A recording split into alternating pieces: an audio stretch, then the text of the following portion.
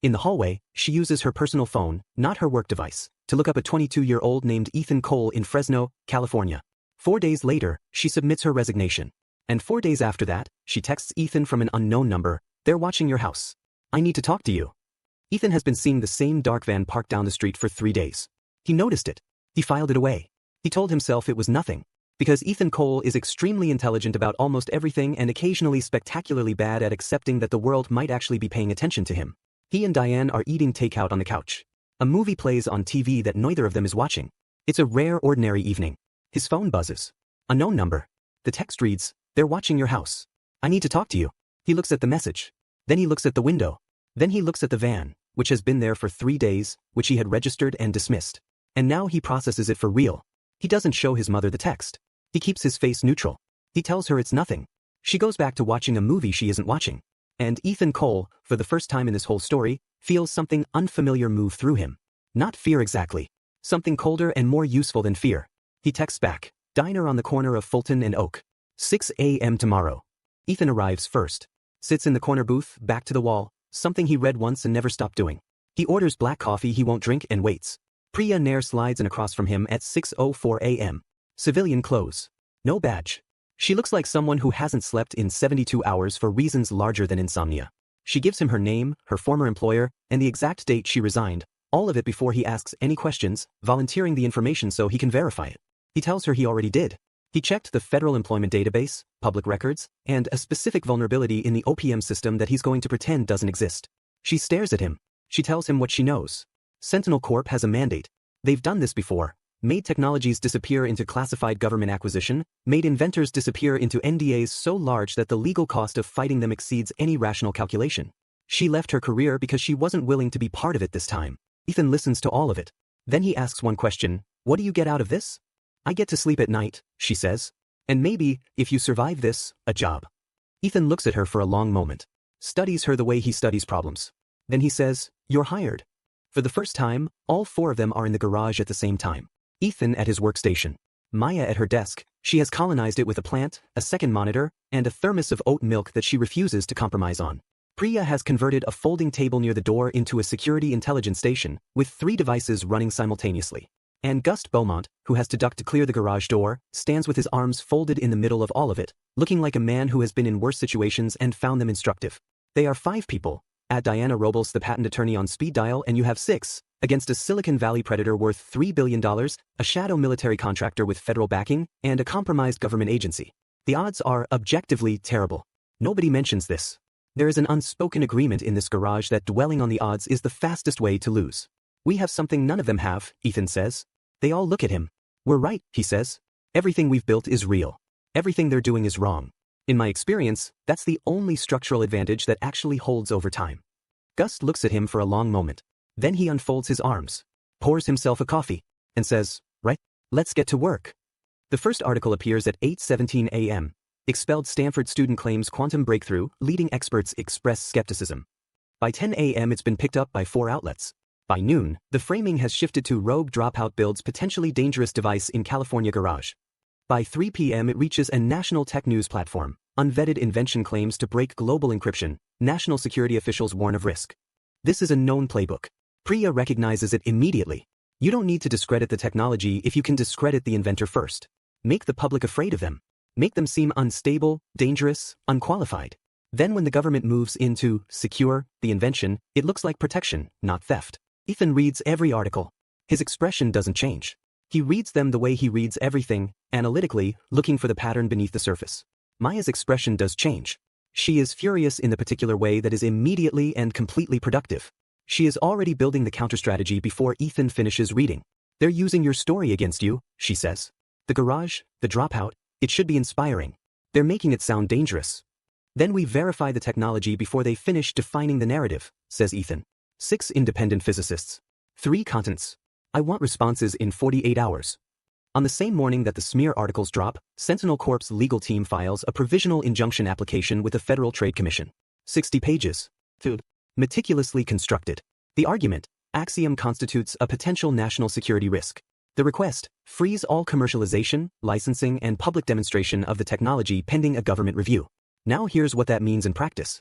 A government review like this, on a technology this sensitive, can take 3 years. 3 years during which Ethan cannot sell AXIOM, cannot license it, cannot raise capital against it, cannot demonstrate it publicly. 3 years during which his funding runs out, his patent window narrows, and Sentinel steps in at a fraction of its value. It is an elegant trap. It doesn't look like theft. It looks like procedure. Priya explains this to the team that evening. The room is very quiet when she finishes. So we do something they cannot freeze, says Gust. We publish. The strategy is this. Publish a full technical white paper detailing AXIOM's core architecture to the international scientific community before the injunction can be signed and served. Once the technology is in the academic domain, once it has been distributed to research institutions on 3 continents, suppressing it is no longer a legal maneuver. It becomes the suppression of scientific knowledge. And that is a completely different kind of war, one that Sentinel Corp cannot win without becoming the villain in a very public story. Ethan works for 48 hours straight.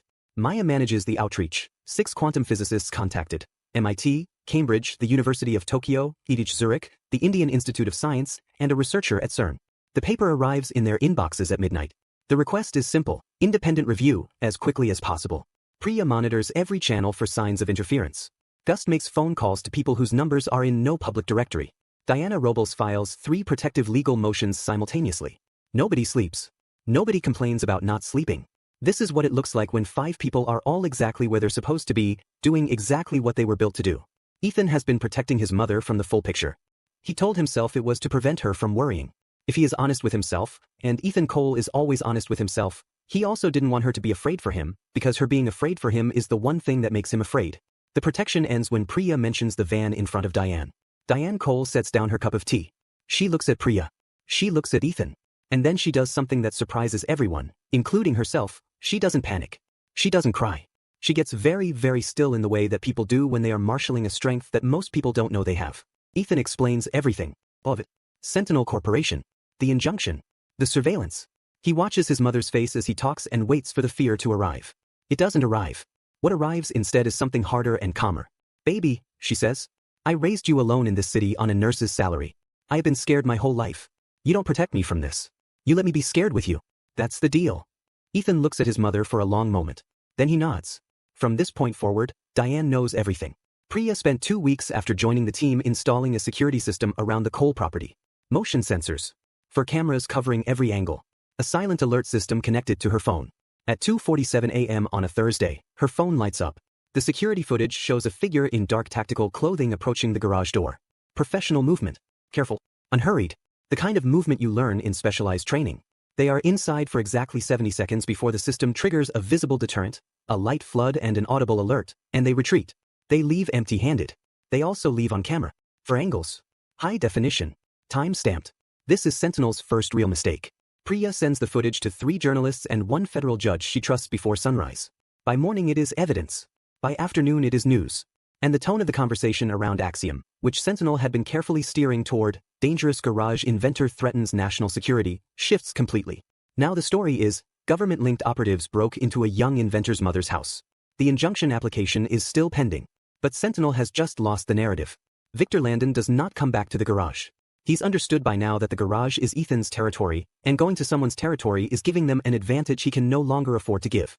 He asks Maya to meet him in the lobby of the best hotel in Fresno, which is a perfectly decent hotel that has absolutely no idea it is supposed to be impressed by Victor Landon. He arrives with his fixer. He orders water. He makes his revised offer. $500 million.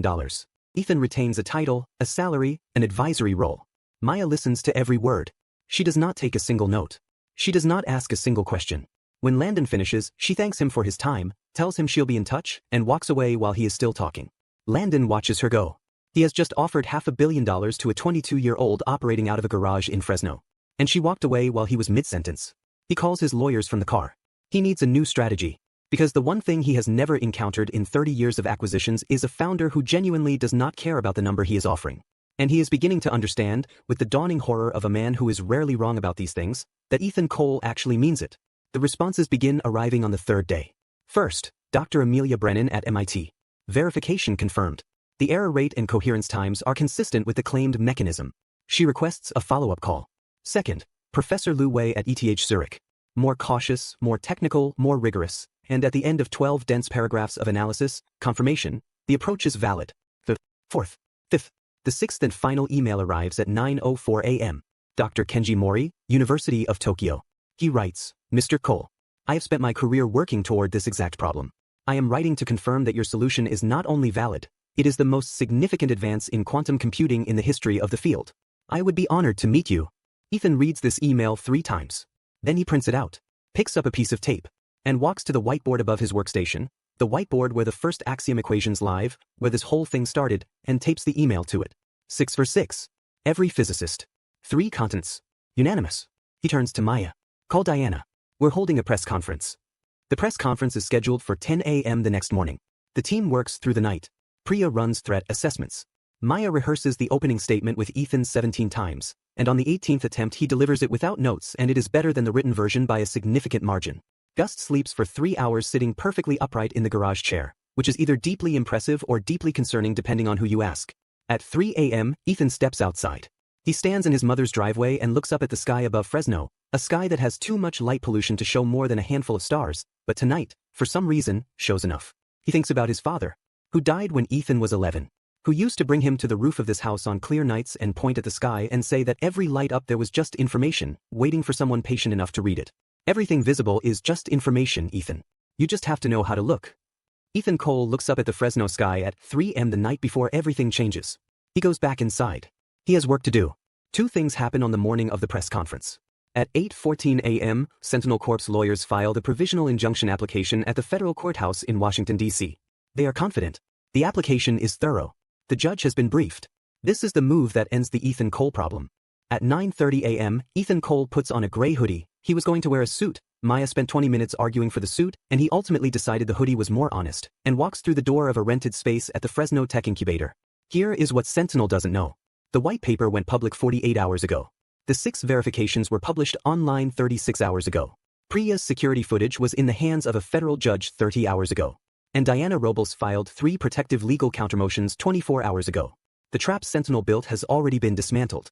They just haven't received the notification yet. Ethan walks to the podium. He looks out at 80 journalists, cameras, and live streams reaching hundreds of thousands of people. He begins. The room is packed.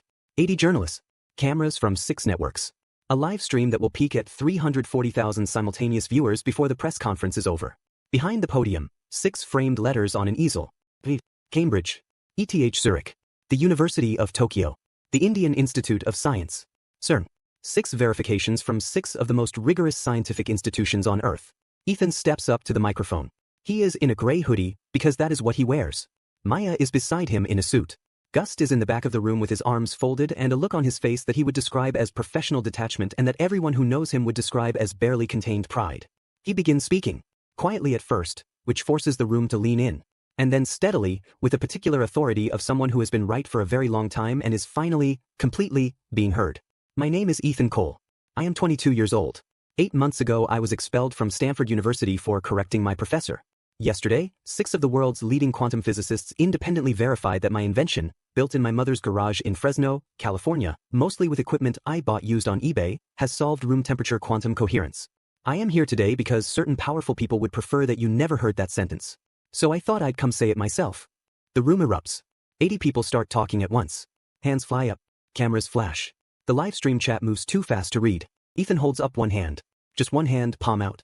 And the room, somehow, inexplicably, settles. Because there is a kind of stillness in this person that is more commanding than any gavel. Then he does something that nobody in that room expects. He pauses. He looks toward the front row. And he smiles, really smiles for the first time in this entire story, not at the room full of cameras and power, but at one person. Before I take questions, he says into the microphone, Mom, can you come up here? The room turns. The cameras find Diane Cole in the front row. She is already shaking her head, firmly, with the expression of a woman who has survived too much to be caught on camera crying in a tech space in Fresno. The room laughs. Genuinely, warmly, the kind of laughter that happens when something real breaks through all the performance. Diane Cole shakes her head. Absolutely not. She mouths it clearly enough that the cameras at the front can read her lips. She has worked double shifts for 20 years. She moved Christmas boxes for this boy. She brought tea to a garage at 3 a.m. for 6 months. She sat in the front row of this press conference because Maya asked her to and because she will do anything for her son, but she will not get on that stage. Ethan turns back to the microphone. His smile doesn't move an inch. She said no, he says. That's okay. She built me, so she's part of whatever this is, whether she likes it or not. The room laughs again. And this time Diane Cole covers her face with both hands because the laugh is so warm and the moment is so enormous and she has been holding this much love and pride for this long and it has to go somewhere. Later, after the press conference in the car on the way home, she will ask him why he did that. And he will say, because you're the reason any of this exists. And I wanted the world to know it. She will tell him to stop being sentimental. She will not stop crying for another hour. At 6:47 p.m., the provisional injunction application is withdrawn. The federal judge assigned to review it had received Priya's security footage 30 hours earlier. He had also received the published scientific verifications and the 3 protective legal motions filed by Diana Robles.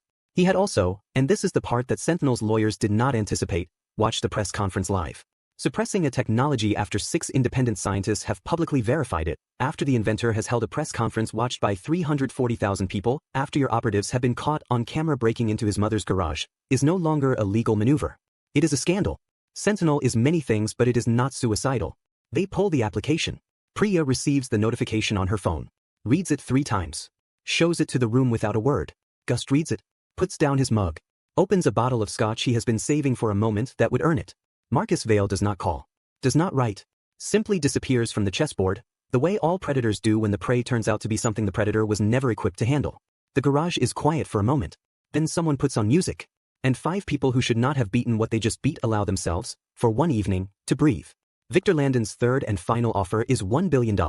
He does not deliver it himself this time. He sends his lawyers, which tells you everything about how the balance of power has shifted. Diana Robles takes the call. Listens to the full offer. Thanks them professionally. Hangs up.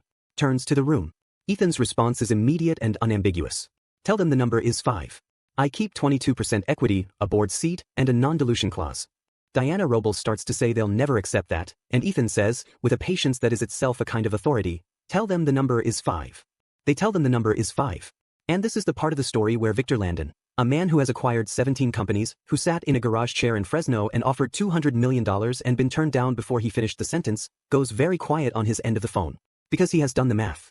He's had his team run the projections. He knows what AXIOM is worth over a decade. He knows that $5 billion is not extortion. He knows that $5 billion might actually be less than fair value. He tells his lawyers to begin due diligence. The negotiation takes place in a conference room on the 44th floor of a law firm in Midtown Manhattan. Floor-to-ceiling glass. Views of the city in every direction. A table long enough to run a small marathon on. On one side, 7 lawyers, 3 government representatives, and Victor Landon, who has come in person because he needs to see how this ends with his own eyes. On the other side, Ethan, Maya, Gust, Priya, and Diana Robles. 5 people from a garage in Fresno, California. They walk in together, side by side. All 5 of them. And they sit down on their side of the table with the ease of people who belong exactly where they are, not because the room is familiar, but because they have stopped being intimidated by rooms. Maya leans over to Ethan as they're taking their seats. Quietly, so only he can hear, "You ready?" Ethan looks at the room, at the lawyers, at the government officials, at Victor Landon who flew in from San Francisco to be here. And then he looks at Maya. "I was ready the night it booted," he says. "Let's go collect." The final number is $4.8 billion, structured over 24 months. Ethan retains 22% equity. A board seat. The non-dilution clause that Gust Beaumont, who has been waiting 40 years for a negotiation this clean, secures with the methodical ferocity of a man settling a debt with the universe. Papers are signed. Hands are shaken. Photographs are taken that will appear in every major financial publication by morning. And then Victor Landon crosses the room. He is a man who rarely loses. He is not built to lose gracefully. But today, in this room, after this particular sequence of events, he manages something close to it. He extends his hand to Ethan. And he says quietly enough that only Ethan can hear, "I underestimated you." Ethan shakes his hand. "You underestimated what it is," he says. "What I am doesn't matter much." Landon nods. Leaves. Ethan watches him go. And then he turns back to his people. In the hallway outside the conference room, the 5 of them stop. They look at each other. And none of them say anything, because there are no words built for this exact combination of exhaustion, relief, disbelief, and joy. Gust announces with great seriousness that nobody is going to cry. Maya is already crying. Priya is not making any effort to hide it. Diana Robles has sat down on a hallway bench and is holding her face in her hands. Ethan doesn't cry. He breathes. The long, slow, complete exhale of someone setting down something very heavy that they have been carrying for a very long time. He looks at each of his people in turn. And then he says the truest thing he has said in this entire story. "I was going to say I couldn't have done it without you. But that's wrong. What I mean is, I couldn't have done it better. Because of all of you, I did the best version of this that exists. That's what you gave me." Gust clears his throat. Loudly. Pours himself a drink from a flask he has been carrying in his inside pocket for exactly this moment. And says, right? Now can someone please get me out of New York? I hate it here. Ethan steps away from the group, finds a marble bench beside a potted fern in the lobby corner, sits down in his first tailored suit in the most expensive lobby he has ever been in. He calls his mother. The call lasts 4 minutes. Mostly silence. The comfortable kind. Hey mom, hey baby. How'd it go? The pause. You should move somewhere. Anywhere you want. Anywhere at all. Another pause. I like my house, I know, come home Ethan, I'm coming home. That's it. That's the whole call. 4 minutes and the distillation of everything the story has ever been about. Not the 5 billion, not the patent, not the press conference. A mother and a son. A promise kept. A house in Fresno that was always the right size, and a garage that held more than anyone who walked past it ever could have imagined. The garage has not changed. Ethan insisted on that. Everything is still here. The equipment, the whiteboards, the mismatched chairs, the mug from the first night Maya brought burritos. It is a museum to the place where something impossible was made possible. And it is still, quietly, where the next thing is beginning. Ethan Cole sits at his workstation at midnight. He is 22 years old. He is a billionaire. He is a headline and a symbol and the subject of profiles in publications he has never read. He is also still, always, inevitably, the kid who couldn't stop himself from correcting his professor. On his screen, a new terminal window. A blank cursor. A new problem. Something he has been sketching in the margins of legal documents for months. Something larger than AXIOM, more consequential, more difficult. Possibly impossible. Probably not. Diane appears in the doorway. 2 cups of tea. She surveys her son and the equations and the machines with the expression of a woman who has made peace with the fact that she will be doing this, bringing tea to a garage at midnight, for as long as this person is alive. She has decided that this is not a burden. It is a privilege. It's midnight, Ethan. I know, you're a billionaire now. I know, you're still in the garage. He looks up. He smiles the real smile, the one that only appears in this garage, in this house, with this person. The next one's going to be bigger, Mom. She shakes her head. She walks over. She kisses the top of his head. She goes back inside. The cursor blinks. The machines hum. The story is not over. It has never been over. For people like Ethan Cole, the story is never over, because the world is full of problems that are wrong and waiting to be corrected, and Ethan Cole is constitutionally incapable of walking past a wrong thing without wanting to make it right. Fade to gold. Credits roll. Ethan Cole didn't set out to build a $5 billion company. He set out to prove he wasn't wrong. He was kicked out of Stanford for being right, built the impossible in his mother's garage, and held the line when every powerful person in the room tried to bury, or break him. His story isn't rare. It's just rarely told honestly. Because success built on real conviction feels unstoppable, until the people who benefit from the old way decide to remind you what power actually looks like.